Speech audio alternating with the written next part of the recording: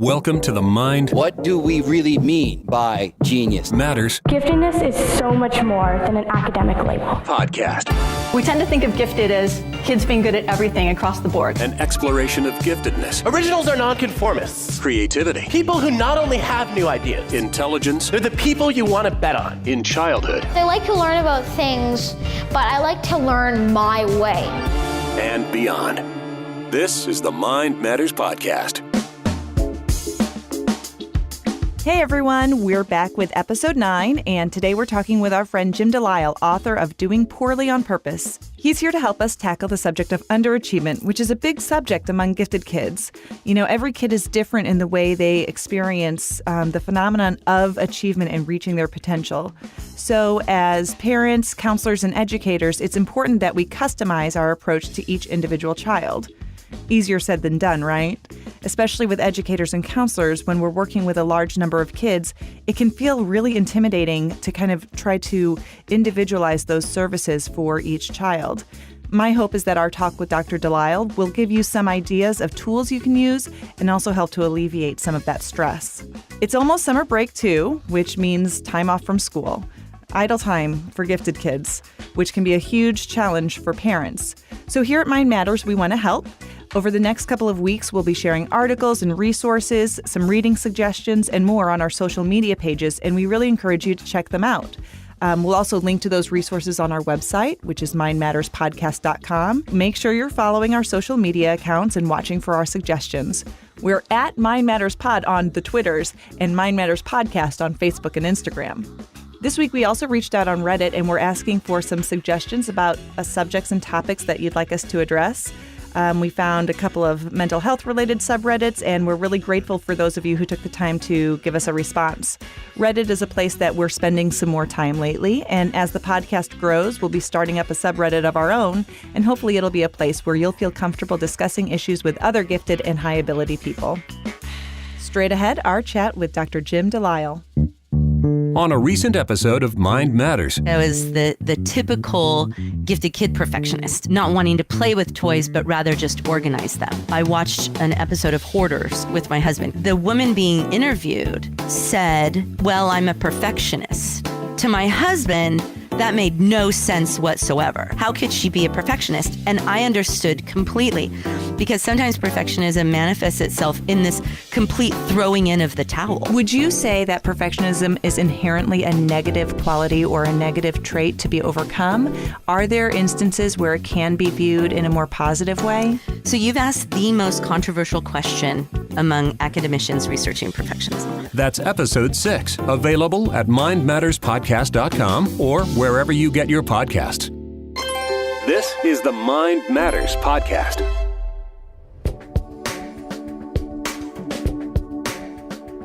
Today, we welcome Dr. Jim Delisle. He was a professor of education at Kent State University in Ohio for 25 years. And while he was there, he was selected by the faculty and students as a distinguished professor, which is the university's most prestigious teaching award. Dr. Delisle has written many books on the subject of giftedness. His most recent book is Doing Poorly on Purpose: Strategies to Reverse Underachievement and Respect Student Dignity. Jim, thanks for being here. Sure. The subtitle of your book addresses the concept of dignity within that framework of reversing underachievement. So what experiences brought you to feel like you really needed to address dignity within this topic of reversing underachievement? Sure. Let me begin with how I got into this whole field in the first place. Sure. I had been a special ed teacher in northern New Hampshire from my beginning of my career. My 2 degrees prior to my doctorate were in special ed for kids with disabilities. Well, it was my first couple of years of teaching, and I had this kid in my class who was a 5th grader, and as my mother would say, he hated me like the devil hates holy water. I mean, this kid just could not stand coming to my classroom. And I would give him a folder of work. He didn't want to work with the other kids because he thought he was smarter than they were, and I later found out, in fact, he was. I would give him a folder of work in the morning, and anything that was either logic-based or creative or dealt with some of his interests in hunting and space and whatever, he would do the work and he'd put it back in his folder, and it'd be accurate. Anything he didn't like, he would write the word irrelevant in a red crayon across the paper. And he spelled irrelevant correctly, which said to me this, what's going on? And then he would ball it up and throw it at me. And this happened every day. And so I'm thinking, all right, they taught me about how to deal with this kid in college. They told me to ignore the behavior. That didn't work. They told me to reinforce positive behavior. That didn't work. They told me to punish him when he did it. Anything they told me in college didn't work. And I was totally frustrated as a first-year teacher. So I basically let Matt just sit there and do the work that he wanted and then sleep the rest of the time. I felt terrible. I felt frustrated, but I honestly, my bag of tricks was empty. And then in the second year I taught him, this was not a short-term thing. In the second year, he came into school one day in March and he had just been sprayed by a skunk. And he loved coming to school that day. He smelled to high heaven. And he came in my class with this grin on his face. And I was like, okay, outside, we're going to talk. And that's what changed my life and my career. And in a sense, what caused me to write this book. Because what happened was this. Matt had been in his backyard that morning, checking on his business, which was maple sugar farming. So he had tapped all of the sugar maples in his backyard. He had written contracts with the property owners near his, around his neighbors. And so he gave them back a portion, he didn't use that word, a proportion of the syrup that he made from the sap he collected. And he and his dad had built a stove in their backyard because it takes 40 gallons of sap for 1 gallon of syrup, on and on and on. He's telling me about this business. And March is also when skunks come out to mate. So Matt got between two amorous skunks. They didn't like him being there. He got sprayed. Then he came to school. So from that day on, what I said was, Matt, everything else I've tried didn't work. I'm going to make maple sugar your curriculum for the rest of the year. And almost overnight, those irrelevant red bombs stopped coming to my desk. And Matt started doing even some of the work that he didn't like, because all of a sudden I looked at him and said, how can I help you? What do you need to know, and how can I be your conduit for that? I gave him the dignity that I had not given him in the previous year and a half. And after another year with Matt, I basically said, I'm leaving school because of you. And he kind of laughed and said, you're not the first teacher to tell me that. But when I left, it was to get a doctorate in gifted, because I needed to know, what do you do when you have a really smart kid? And I knew nothing about gifted at the time. When you have a really smart kid who doesn't do the work, what can we do to help them? And so that's what really brought me into the field in the first place. And the more I studied it, I realized that underachievement was not just with kids like Matt. There were a lot of kids who were kind of afflicted by this. And most of the time, they're not treated, from my perspective, with the dignity they deserve. That's a great story to really illustrate that, because as teachers, we just say, this is the work, you're expected to do it. I know a lot of times when I'm working with kids who are underachieving, I advocate a lot for, 504 plans or just even different accommodations based on their giftedness. Right. And it's always interesting to me that the teachers will say, well, I can't advance their coursework until they show me that they can do this stuff that we're doing right here. Exactly. I get that. I mean, I can see both sides of that. I'm like, but why don't we just give it a shot? Treat this child with the dignity that they deserve, that they're expressing to us, and try to meet them where they are. And that's what we don't do enough of. And that's why in my book, I distinguish, and we can talk about this more, between two categories of underachievers. Those who do poorly on purpose, and that's really the focus more of my book. And those kids who really do want to do well, but they just feel they're incompetent or not as competent as teachers think they are. And when you read much of the stuff that's out there on underachievement, it's almost like they don't distinguish between these two types of learners, or they create caricatures of kids that just, I'm just uncomfortable with the way they're portrayed. But the one thing I seldom see in work on underachievement is basically doing what I did with Matt. Listen to the kid, take your cues from him or her, instead of trying to prescribe, if we're going to put you on a contract, and if you don't do the work, you're not going to be able to drive your car or use the computer or join a sports team. We take away what they love and force them to do work that they hate and expect it to be a long-term solution? Not so much. Right. Hasn't worked for 50 years. It's not going to start working now. And in your book, I know that you kind of categorize those learners as as kind of true underachievers and then selective consumers. And I can really relate to that. And one story, this is actually a personal story about me when I was in fifth grade. I was a twice exceptional kid. And back in a day when that wasn't even a thing that people knew about. And, I had a fifth grade teacher teacher who every week on it was the day that I was gone for my Pull-Out Gifted Ed program, but the homework that was assigned and then due the next day was to write our spelling words 5 times each. And I was one of the top spellers in my grade. I mean, and so to me, doing that was, I had ADHD. So for me to sit and focus and do that on homework and not even have any class time to do it, it was just not going to happen. Right. And it really became this power struggle between us. And I think that kind of falls under that selective consumer piece. How would you kind of differentiate between those two categories of learners? And also, how can educators identify the difference as well? The kids I highlight in my book are 2 kids I worked with who kind of taught me about this distinction. One is a girl named Sierra, and I taught her when she was in 5th grade, like what you were just talking about. And she was a very bright girl, but she felt no matter what she did, it wasn't good enough. I'd give her a paper back, like a test or a quiz or something, and she'd open it up like almost painfully and look at the grade and just kind of close the paper up again. She was terrified of not being able to meet my standards. Anytime she did something that was good and accurate, she would say, I got lucky, or, you just like me, or the test was easy or something. So she externalized everything good about school. It was not because of her. It was because of either other people or luck or whatever. But anything that didn't work out well, if she got a lower grade or a project that didn't turn out the way she wanted, she internalized that failure and called herself dumb. So her self-concept as a learner was quite weak, quite low. And she saw every success as an anomaly, that it's just preventing what's the inevitable, which is going to be my failure or her failure. And that to me is a true underachiever. Sierra needed much more help than there's curricular help, counseling issues, maybe some family involvement, depending on the individual case. But she's the kind of kid who every teacher wants to help, but just doesn't believe that they're competent enough to do the work that you've assigned. So that is a true underachiever. Now, the selective consumer is the kid who is very teacher dependent. And this was a kid I called him Marty in my book. And Marty was actually a kid I worked with in a counseling capacity when he was a 6th grader. But he would size up teachers within the first week of school, look you over, ask for something, do great work for the first week of school. And then at the end, he'd say, well, since I already know this work, do you mind if I do X, Y, and Z instead? And if the teacher was compliant and said, that's a great idea, then the life went on very well in that classroom.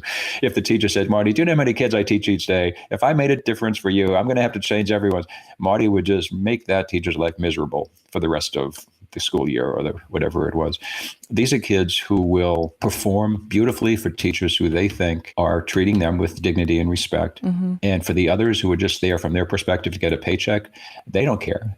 So if they get an F in a class, it means nothing, because if they get an A in a class, it means nothing with the teachers they don't like. But they will perform, they'll walk on nails for teachers who are respectful of them, maybe joking with them. They don't need you as a teacher to tell them that they're smart. They know it already. And some teachers think that's their biggest problem. Yeah. So I don't know if that helps to distinguish between the 2 types of kids. With those kids who are those true underachievers, I think the struggle that I face a lot of times is that is just such a long-term process to undo those beliefs that they have about themselves, and to help the parents understand also that it's not just defiance or laziness, or whatever other negative quality that they might associate with that. Here's one of the ways that I think I identify the difference also with when it's a selective consumer. And a lot of times you don't know this until a little bit into the process there. But one year, they're really bad at math. They hate math. They don't want to go to math. They can't do it. And then all of a sudden the next year they're getting a straight A's on all their tests and all their work and everything else. It's like, well, what's the difference there? They like the teacher. They have a relationship with the teacher. Exactly right. These kids are relationship based, where the underachieving kids like Sierra, they really respect you as a teacher just because you're a teacher. They know that you're there to help. They really want to succeed. When they succeed, they feel better for you because, they made you proud rather than feeling proud themselves. And with kids like Marty, it's like, depending on whether or not I think you're worthwhile, I'm going to work or I'm not going to work. So I totally agree with your distinction there. Yeah. And I think we forget that as adults, we have those same feelings about our work. If you have a boss who it's very difficult to feel motivated to do something for somebody that you don't respect or that doesn't treat you with respect and dignity. And why should we expect, just because they're young or they're kids, I don't feel like we should expect anything different from them. Well, the blowback I get mostly from middle school teachers, and I love middle school teachers. I was one for 17 years. But the blowback I get for kids like Marty is, sometimes when you get a job, you're going to have to do stuff you don't like to do, and you just have to get over it. And that's the excuse they give. So, you had to write your spelling words 5 times, even if you knew them. Well, when you get a job, you're going to have to do stuff that's repetitive too. Well, my response is now, if you're an adult and you have a job like that, the first thing you're going to be doing is looking for a different job and leaving when you can. 5th graders can't just do that. They have to sit there. So the only way they can check out is to do it in a way that just said, I'm not performing up to your level because it's not worthwhile. And so, when teachers say, well, they're going to have to do that when they're older and, learn how to be bored. I'm like, sorry, school should not be practiced for boredom. Right. If a kid can basically say, here's the work, here's the evidence that I know what I'm doing. What can I do instead? Right. I don't know any reasonable teacher who would say, it's not my job. Right. But sometimes it still happens. Another thing that I sometimes notice is when gifted kids themselves believe that they're underachievers, even when perhaps they're not. So, for example, I was just talking with a client recently, and he's officially in his first year of high school. He's a freshman. However, because he's in an accelerated program for exceptionally gifted kids, he actually is technically a sophomore. He has enough high school credits already, even though he's in his first year of high school, to do this. And he was describing to me out of his class of about 400 students, he's number 77 in class rank, and how's he ever going to get up to, the top 10? It's like, and he's taking these AP classes. I mean, he's taking junior and senior level courses. He can't see that some of those kids who've only had one semester of their freshman year of high school are getting, they have a 4.0 for one semester, so they're above him in class rank, but he can't see that, and it's really damaging his self-esteem. Right. It's interesting to see how that influences him as well. And I have a similar situation with a girl, a 9th grader, again, that I was working with a couple of years ago. And I walked in class, and she was by herself, and she was in a corner crying her eyes out. And luckily, I didn't go over and say, what's wrong? The stupid thing adults ask. Instead, I said, looks like you're having a bad day. And she put this paper in my face, and she says, here's why.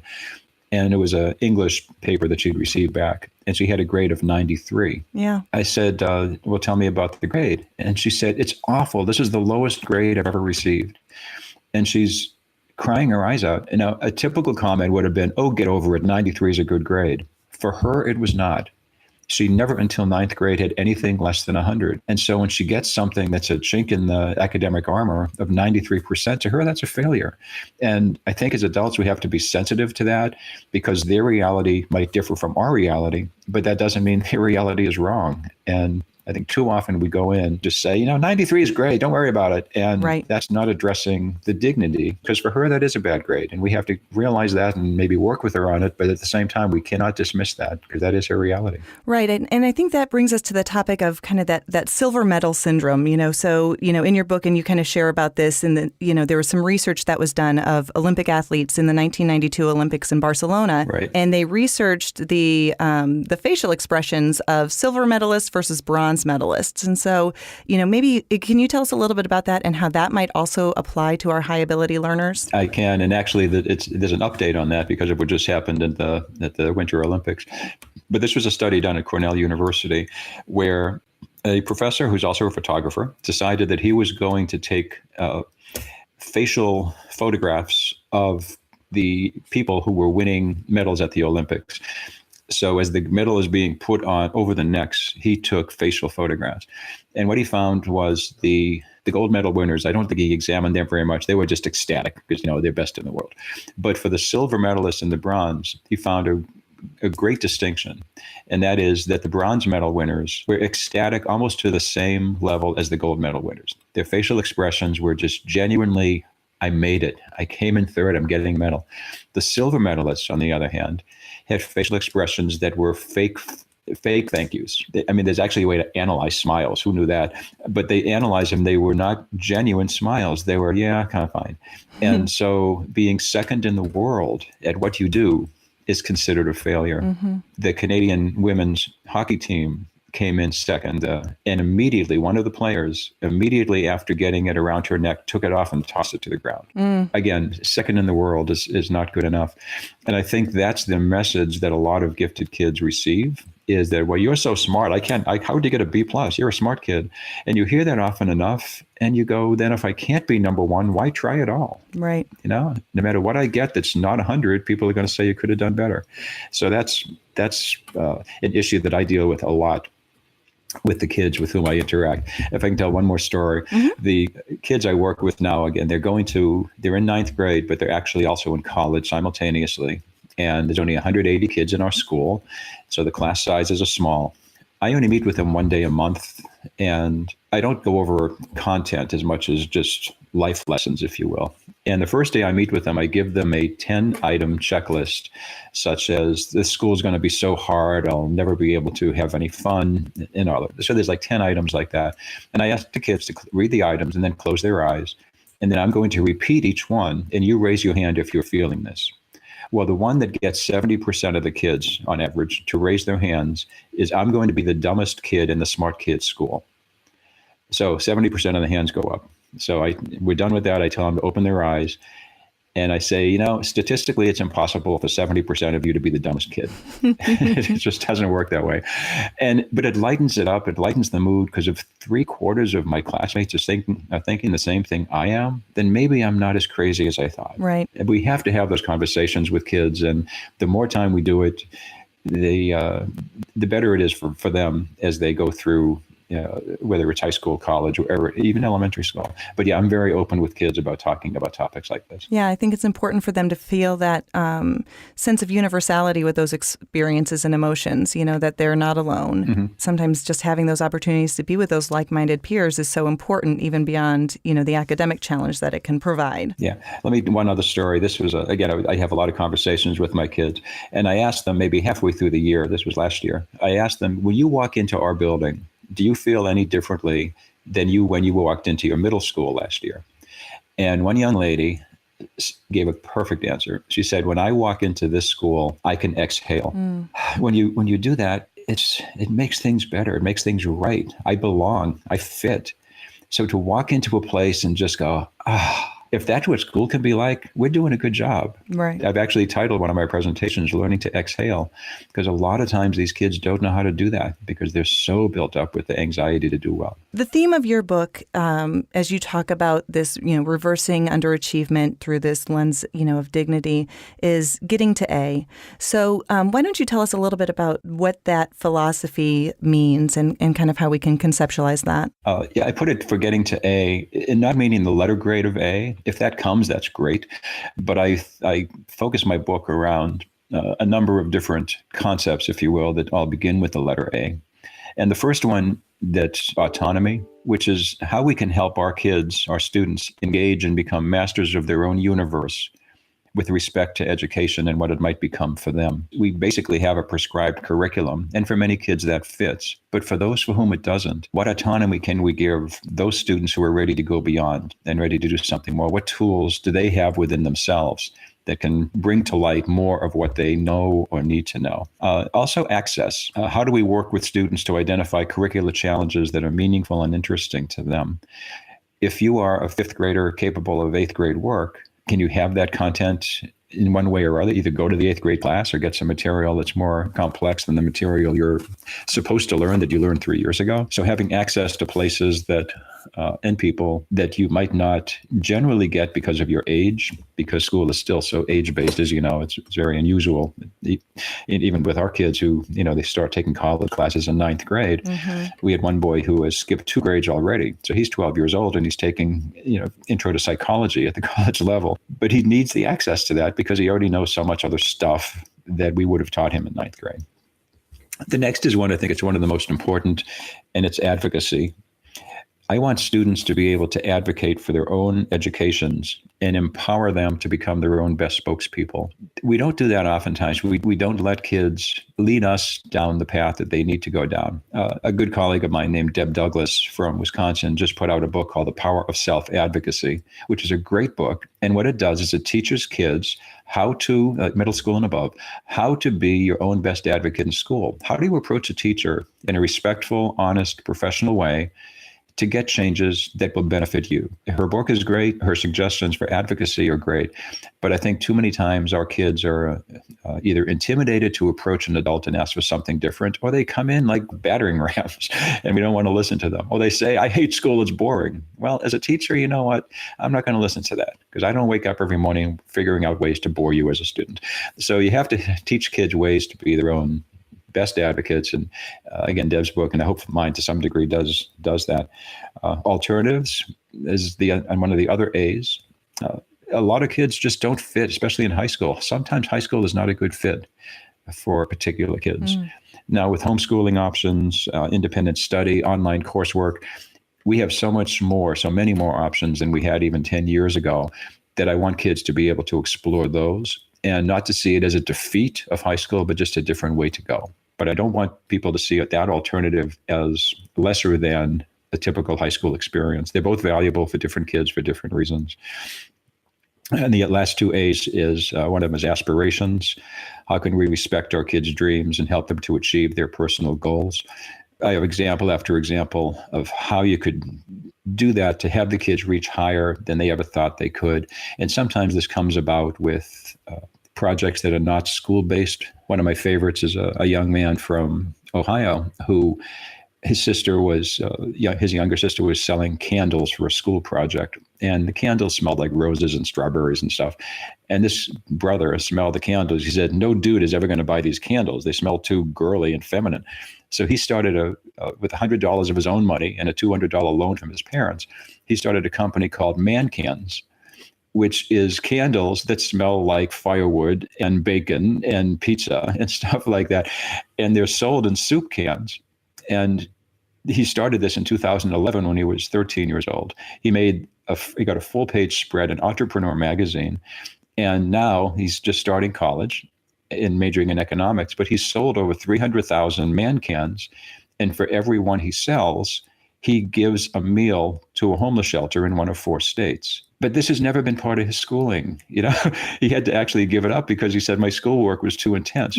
And the last A is approachable educators, which is probably the most valuable one, especially for these selective consumers, because once they find a teacher who gets it, they just don't give up on these people. And they just want to go back year after year, even if you're not their teacher anymore, just to check in. And so if you can have that attitude of, I might be a teacher, but I don't know everything. And just because you're a student doesn't mean you don't know anything. If you have that kind of attitude by a teacher, life will be good. So autonomy, access, advocacy, alternatives, aspirations, and approachable educators. Yes, there's a quiz later. Yes. So, one of the things that I hear a lot of times when I'm doing trainings with teachers or I'm talking to parents at the office is that they become very concerned about making accommodations for high ability kids. And you kind of touched on this a little bit earlier. They're worried that it will lead them to either a sense of entitlement or a learned helplessness. So what would you tell those critics or those people who have those concerns to assure them that this is actually going to be in the best interest of the student? One is that, again, my background is special ed for kids with disabilities. There's not a person I met when I was doing that as my career that looked at me and said, why are you giving these kids special treatment? Because we realize that if it takes you twice as long to learn something, or you have dyslexia and you just takes longer to read and decipher, that we're going to find ways to help you. And it's not going to make you feel entitled or exploited. It's basically because these are your needs. And this is what we think, or these are the ways we think we can best help you. For some reason, that logic doesn't transfer to gifted kids. And I never understood that, because if you have an IQ of 50, obviously your educational needs are going to differ substantially from a kid who has an average IQ of 100. Why don't we understand that if a kid has an IQ of 150, that even though their needs are going to be different, they're still going to deviate as much from the typical as as you'd get for a kid with a 50 IQ. So I don't understand how logical people don't see this as logical, that, we help the kids at both ends, not just the ones in the middle. Right. And the other example I use, if they don't like that approach, is I take a look at all of the things we do in schools extracurricularly. We have, when we have sports teams, for example, we have intramural squads, maybe club groups, junior varsity and varsity. That's a very respectful thing to do, because for the kids at the absolutely highest levels of ability in football or whatever, we want to have a place where they can interact with other kids like themselves in terms of their abilities, their talents, their drive, and all that. And then you have kids who just kind of want to mess around. They're never going to be NFL stars, and they don't want to be. So we have provisions for them as well. We don't do that with academics at all. And I really think we need to see this range. Yes, football players, there's the starting quarterback. And if you're in the orchestra, there's a first chair. And if you're in a class play, there's a lead. Mm-hmm. But when we have gifted kids, we don't think that we have to do anything for the highest ability level. I think it's just naive that we don't see the logic. Yeah. It's a constant struggle. I've been doing this 40 years, and it's the same arguments I'm making now I made 40 years ago. Seems like, it's just on repeat. Mm-hmm. For parents and educators who are maybe wanting to get started with this and see the kids that maybe can benefit from some of these tools, what would you say is the best place for them to start, helping those kids feel that dignity and also to reverse that underachievement? The one thing I'll say, and this came out at a session I did on this topic maybe a year ago, and there was a school administrator, a principal in the audience, who had a 17-year-old son who was on the verge of dropping out of high school in his senior year. She was just convinced that would be the worst thing he could do. She was taking away every privilege that he had at school and at home, because she was going to demand that he get this done. And I asked how it's going, and she said, terrible. And I said, I hate to put you on the spot, in a public setting. So this is a question you may not want to answer, but are you willing to give up the relationship with your son for the sake of a grade? And she didn't have an answer right away. But I think that's where we need to focus, is especially with these kids, not like the Sierras, but more like the Martys, the selective consumers. The dignity that they want, the dignity that they need, is not expressed by punishing them for not doing something the way they're supposed to do it. We've tried that for 50 years. It doesn't work. And I just think that the relationship piece is so strong with these kids that as a dad myself, I never wanted to give up the relationship I had with my son and say, yeah, we don't talk anymore, but at least he got an A. And I think if parents just take a step back, remember that kid is the little kid who wanted to do well, and now the big kid who does, but maybe in a different fashion, that really is the place to begin. There's all kinds of strategies but it really begins with the relationship between mom, dad, and the kid. And same thing with teachers, but to a greater degree at home. Dr. Jim Delisle, thank you so much for being on the show today, and we appreciate all of your expertise and feedback. Thank you. I've enjoyed it.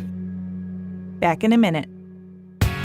To reach the Mind Matters podcast, go to our website, mindmatterspodcast.com, and click on Contact. Follow us on Twitter @MindMattersPod, on Facebook @Mind Matters Podcast, or you can reach our YouTube channel through our website.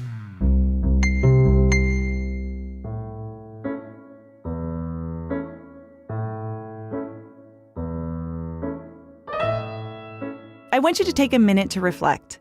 Who was the best teacher that you ever had? What was it about that teacher that helped you connect with them? What was the atmosphere in their classroom like? How did you feel when you had to ask them for help? How did you feel when they gave you a challenge? I've had several teachers through my lifetime who made a really big impact on me because of the rapport they built throughout the school year. My 6th grade science teacher, Mrs. Linda Brockensick, my sophomore English teacher, Mrs. Nancy Black, and my senior year college composition teacher, Mr. Mike Hartman. Mr. Hartman was awesome. He taught us all kinds of things, like, for example, where to sit if we ever went to the symphony, which is in the back because it's got the best acoustics. I can't do impressions, but his voice kind of sounded like the male version of Marge's sisters on The Simpsons. He called everybody only by their last name. He had a dry sense of humor, and he did not take an ounce of flack from anybody. Mr. Hartman's grading scale sometimes seemed rather volatile. We were always graded on our rough drafts, and everyone had a theory that if you turned in a rough draft and got a D- on it, you could turn in the same draft for your final copy and pull at least a C+. Getting an A for Mr. Hartman was like gold. But he always found a way to push us, to make us reflect on our work and find ways to make it better. And for the lucky few, if you really went above and beyond, you could earn not only an A+, but an A++. There were rumors of a student who once earned an A++, but that may have only been legend. There was always a bar set a little bit higher, and every last one of us would reach for it if Mr. Hartman seemed to think we could do it. By providing us a challenge, he kept us from underachieving. Skills come so easily for many gifted kids that they do just enough to get by without working to their maximum potential. For the social and emotional development of some kids, they can get by with that. For others, it's a major problem. When schools and parents don't provide support for kids to be challenged, it causes problems in the future. Apathy, lack of self-regulation, always expecting things to be perfect. We are doing these students an injustice by not providing them opportunities to seek the challenge that is right for them. And that is our ultimate underachievement. I'm Emily Kircher-Morris, and Mr. Hartman, I may still have that A++ hanging on my refrigerator. Thanks for listening. See you next time. I still wonder how, you always make it right. And maybe it's all chance, but either way, you showed me how to reach for the best of myself. It's all good when you show the way, yeah. 'Cause even if I fall, ooh, I trust you'll stay, yeah, stay. And through the dark and cold, I know it's all good, 'cause now I'm the best of myself. Thanks for listening to the Mind Matters podcast with Emily Kircher-Morris. To learn more about us and our mission, go to mindmatterspodcast.com. If you'd like to show your support for Mind Matters, find us in Apple iTunes, Google Play, Stitcher, or wherever you get your podcast. Subscribe and leave us a positive review. Start a discussion and follow us on Twitter at Mind Matters Pod or on Facebook at Mind Matters Podcast. Help us spread the word about the Mind Matters podcast. But I know now, either way, it's all good, 'cause I found the best of myself. Mind Matters is a production of Morris Creative Services.